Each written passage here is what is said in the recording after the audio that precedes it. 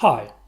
In today's video I'm going to talk about 5 concepts that Amazon pioneered and which can be used in many workplaces, but as well as for many other use cases. First, I will say a few words about Amazon's Day One culture and even more interestingly how Jeff Bezos ensured that this is not the usual corporate rhetoric.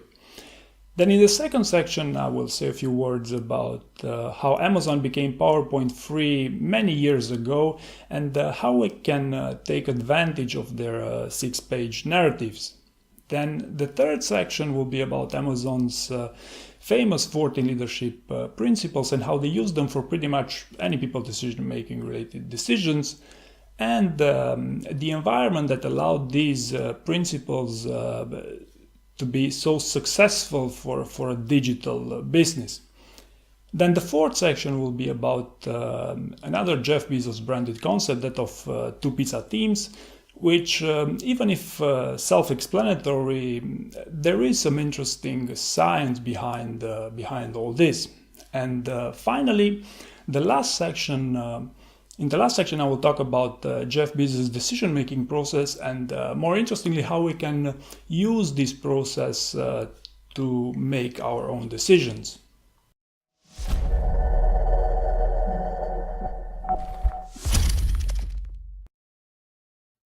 Probably the most interesting of all of Amazon's management hacks is their Day One culture, by which Jeff Bezos essentially wants to maintain this type of mentality within the organization. And to explain this, I believe there are 4 interesting points.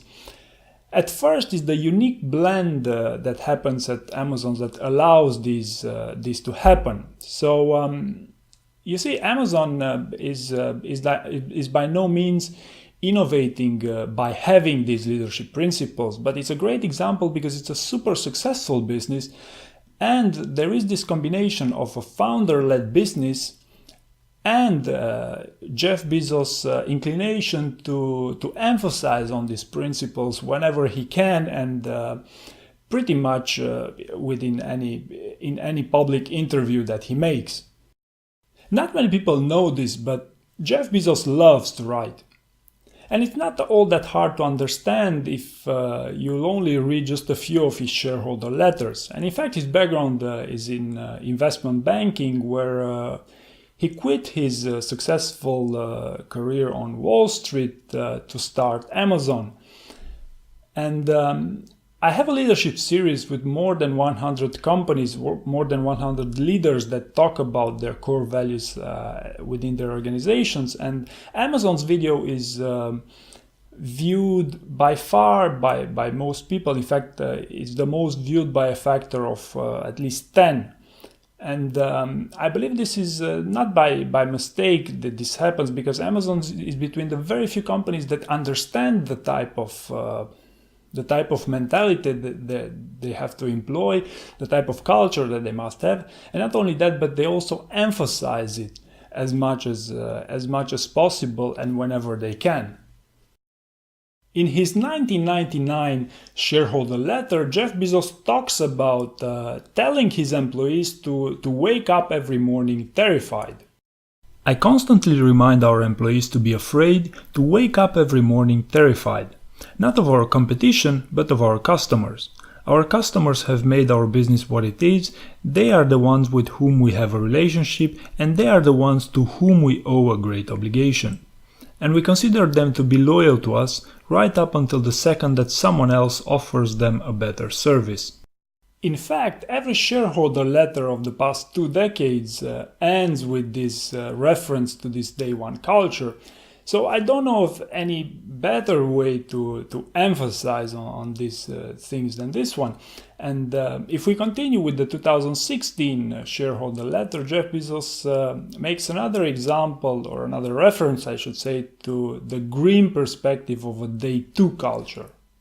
Day 2 is stasis, followed by irrelevance, followed by excruciating painful decline, followed by death, and that is why it is always Day 1.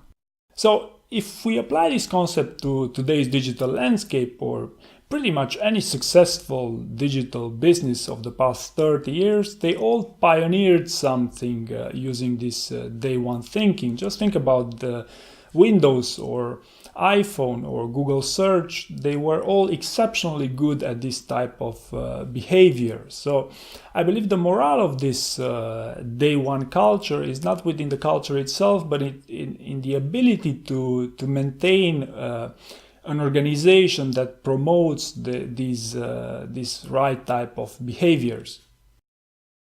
And finally, how can we benefit from all this? For example, at work we can organize our staff around routines that will help us stay awake and encourage critical thinking. Or in my case, I do a 1 hour morning run every day with no excuses. And notice here there are two parts to this. First is the run itself, but the second part, and the more important, I believe it's the consistency part of it. And then I go throughout the day with sprints. These sprints are actually a few hours of intense work.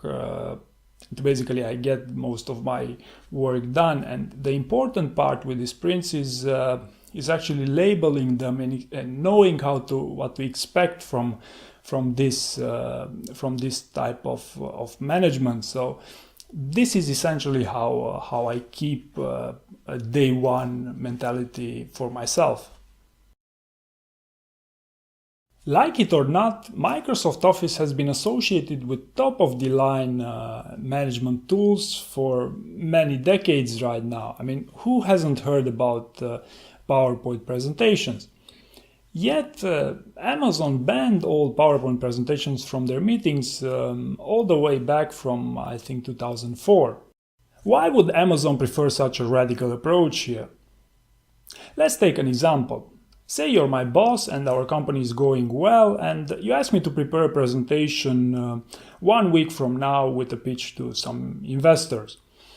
Like most bosses, you're a demanding guy and you made sure that my to-do list is well stuffed with urgent stuff. So as any good employee, I would do my best to do everything by the books and solve the urgent matters at first, and eventually adapt myself and get done a few PowerPoints for that presentation. And if all goes as planned, I'll probably give an all-nighter to the final presentation.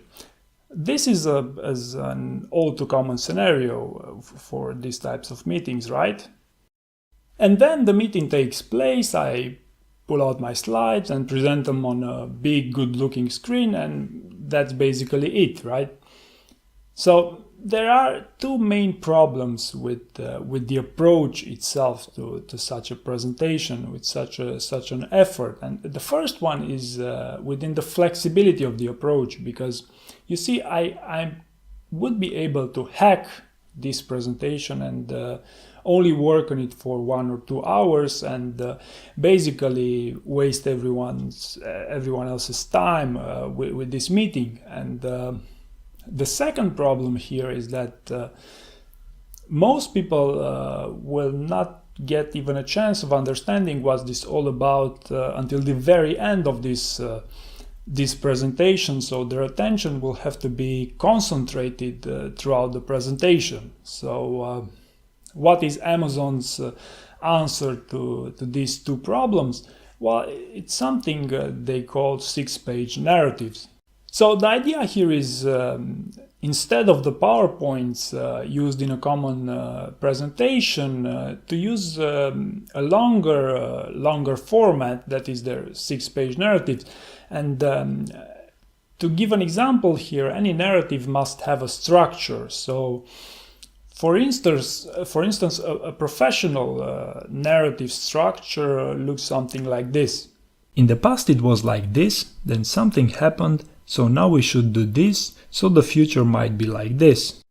The way these 6-page narratives would work is that at the beginning of any meeting, all members would be handed a copy of this memo, and they would be required to read it for up to half an hour.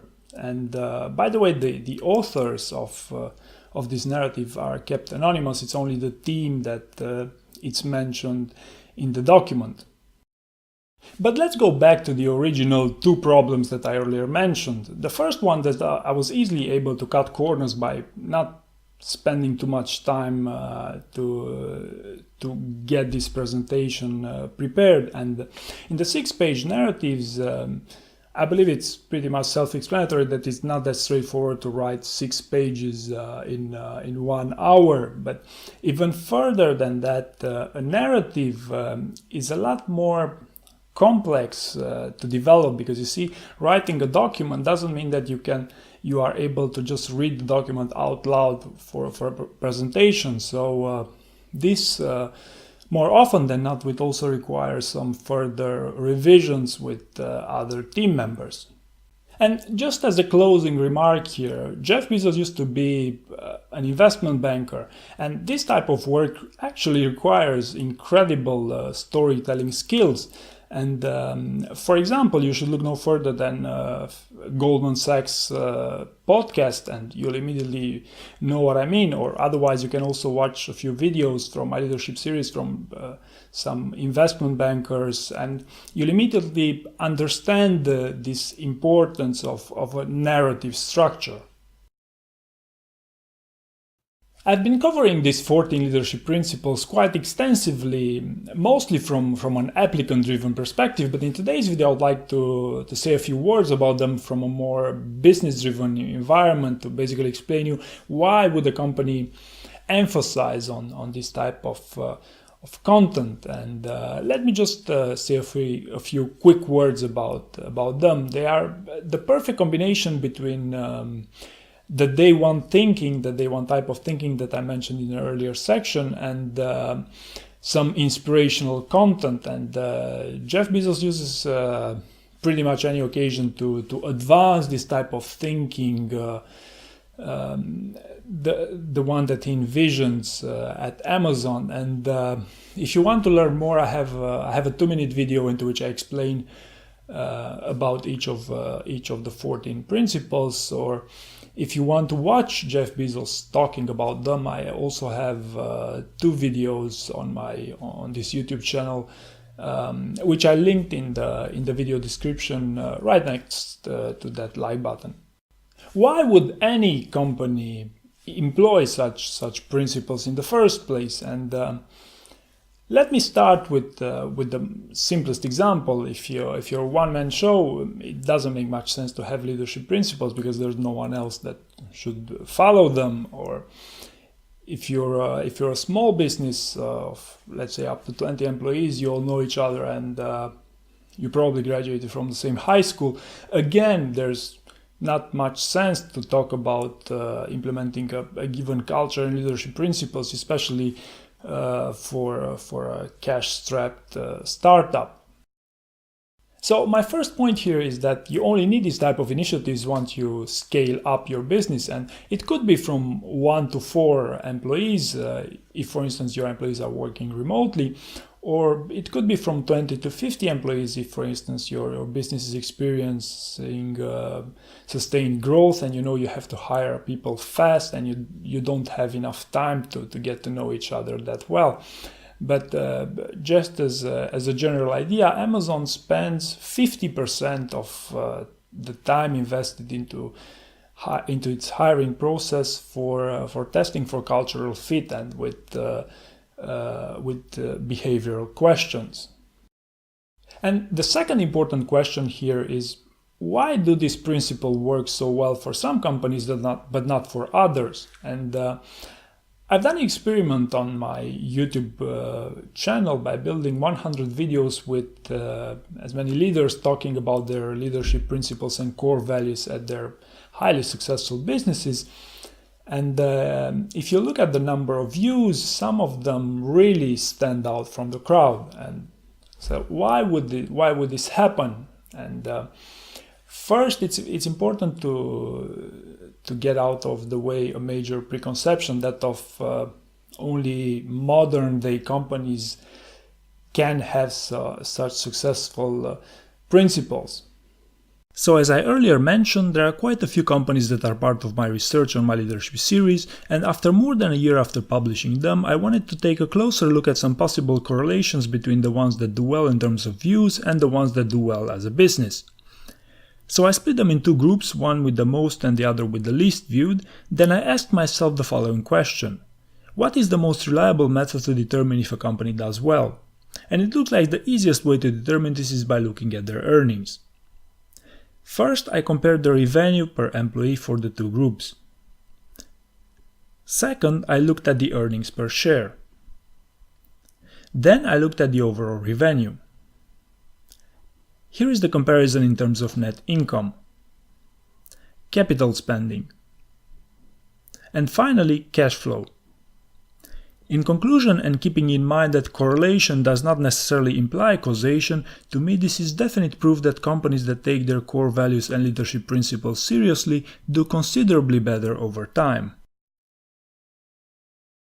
By now you've probably already understood what this Twopizza term refers to. It basically means that a team should be no larger than the number of people that can be fed with 2 pizzas, and this magic number seems to be 4 in the case of Navy SEALs and 6 to 7 in the case of Amazon.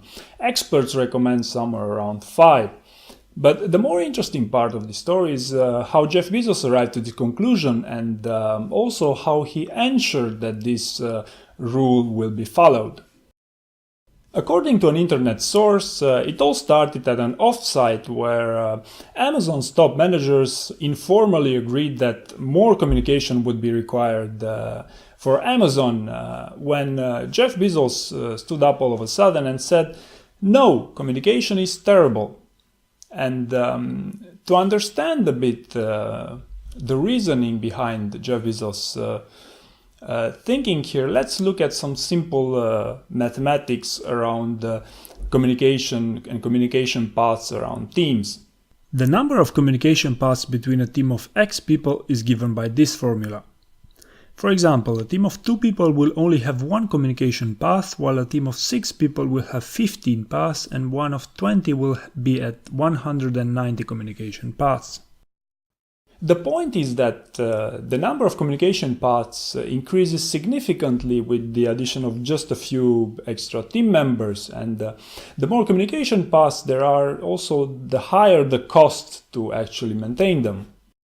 Now, going back to the Amazon story, there's a very interesting blog post written by an ex-Amazonian that explains how this enforcement of communication between teams was done through a decree by Jeff Bezos around 2002, and it goes something like this. All teams will henceforth expose their data and functionality through service interfaces. Teams must communicate with each other through these interfaces. There will be no other form of inter-process communication allowed. No direct linking, no direct reads on another team's data store, no shared memory model, no backdoors whatsoever. The only communication allowed is via service interface calls over the network. It doesn't matter what technology they use, HTTP, CORBA, PubSub, custom protocols, doesn't matter. All service interfaces, without exceptions, must be designed from the ground up to be externalizable.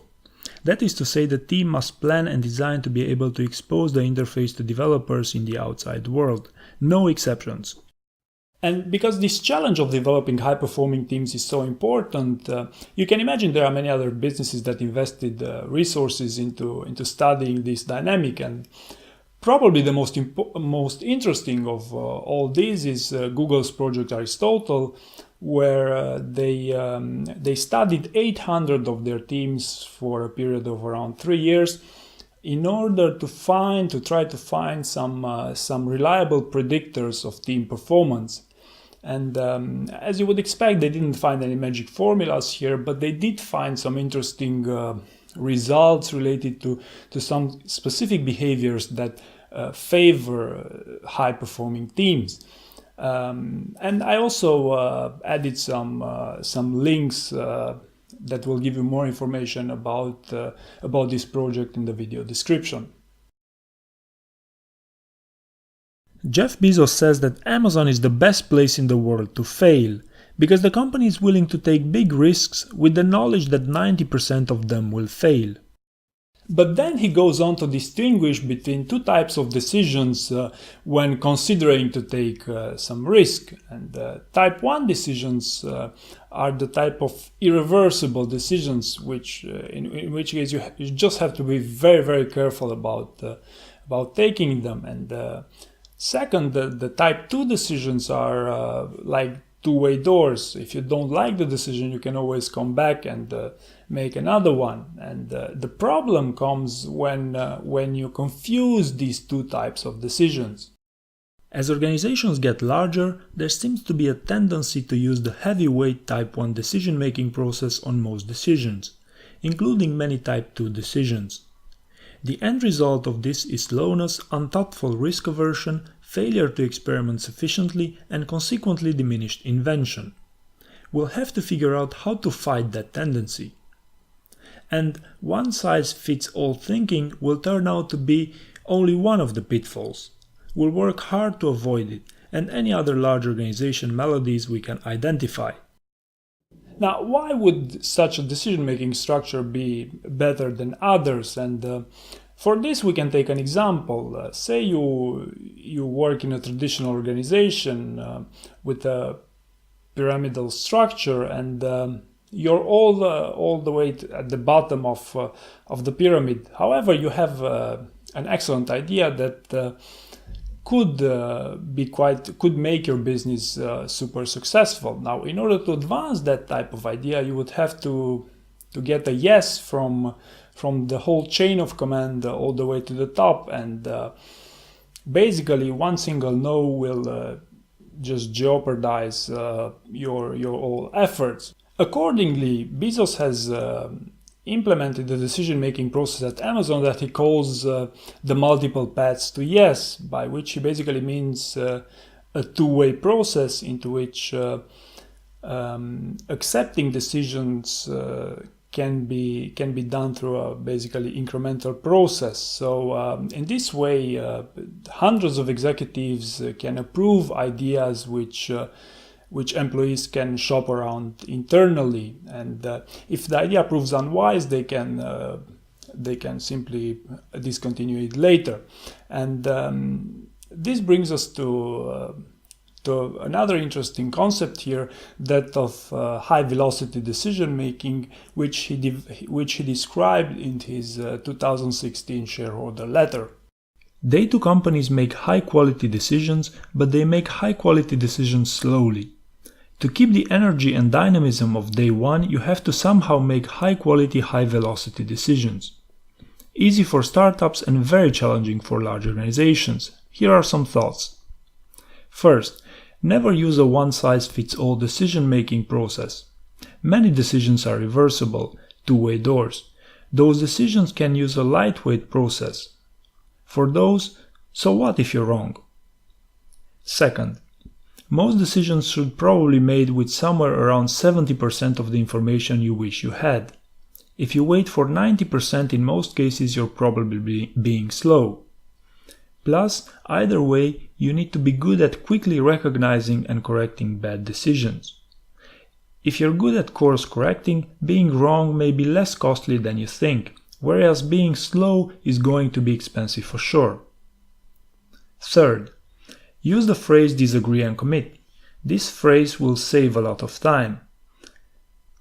If you have conviction on a particular direction, even though there is no consensus, it's helpful to say, "Look, I know we disagree on this, but will you gamble with me on it? Disagree and commit?" This isn't one way.